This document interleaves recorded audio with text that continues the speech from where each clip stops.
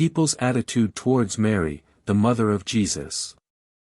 BD number 8324. November 8, 1962. I am always willing to answer when you are moved by spiritual questions, for you, who are intended to spread the truth from me, must also know the truth yourselves. You must be able to differentiate between error and truth. And therefore a light has to be kindled where you are still dark in spirit, where ambiguity still exists. For you should know that one misguided teaching will repeatedly lead to new errors. Time and again explanations were given to you about people's attitude towards Mary, the earthly mother of my body, in the sense that she can certainly be called the most revered being in my kingdom of light, to whom you humans may also grant your love, yet always with the reservation that she, due to her high spiritual degree of maturity, dwells in my kingdom as a child of God, in which I myself reign as God and Creator, as Father, as the primary source of light and strength, as the highest and most perfect Spirit in eternity. Hence she, having been a living creation, returned to me as my child. Whereas I am the Creator myself and therefore would like to receive unlimited love from you humans, which you will also grant to me when you have completely entered into my will and wholeheartedly yearn for unification with me. I want to possess this unlimited love of yours, and all beings in my kingdom of light, who love me just as intimately, will only ever endeavor to so influence people that they will turn towards me. But at no time ever will they encourage people's love to look for a different goal than me. Which, however, happens when a being of light enjoys exceptional veneration from people, which should only be given to me.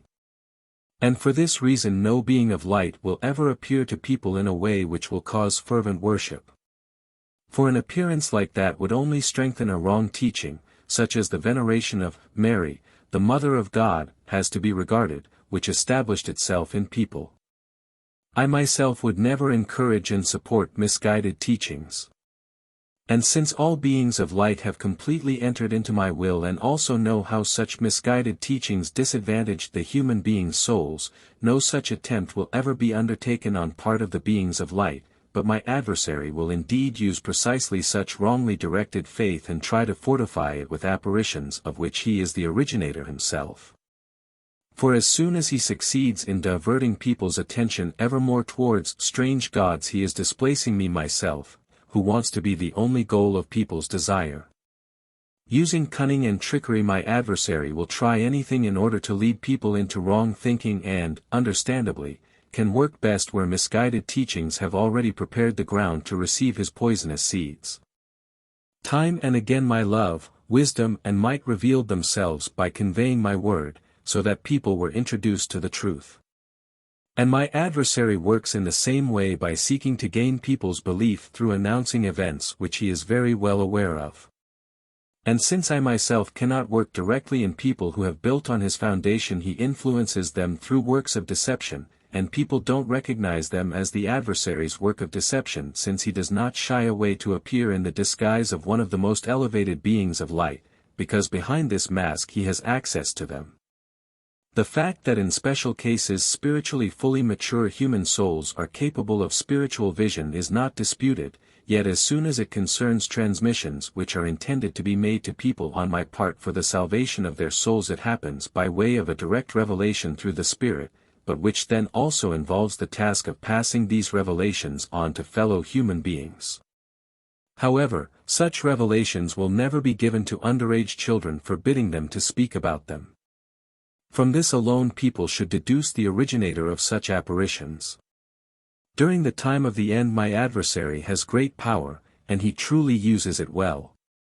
And his influence will also take root wherever error exists. The error will be ever more strengthened, and the fact that you humans are offered error is evidenced in that, time and again, precisely that being of light is placed into the forefront which would like to use all its influence only such that it will guide people towards me as the divine Redeemer, because it knows in what bondage they languish and that they can only find deliverance through Jesus Christ.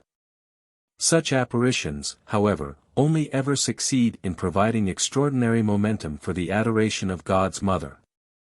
Which is also my adversary's will, that people create strange gods for themselves in order to worship them. A large structure of lies has been erected and its walls keep getting ever stronger. But which can only be destroyed by the pure truth which is conveyed from my side to earth. And anyone who desires to know the truth will also clearly understand and be able to differentiate between lies and truth. He will appeal to me myself for clarification, and I will truly not withhold the truth from him. Amen.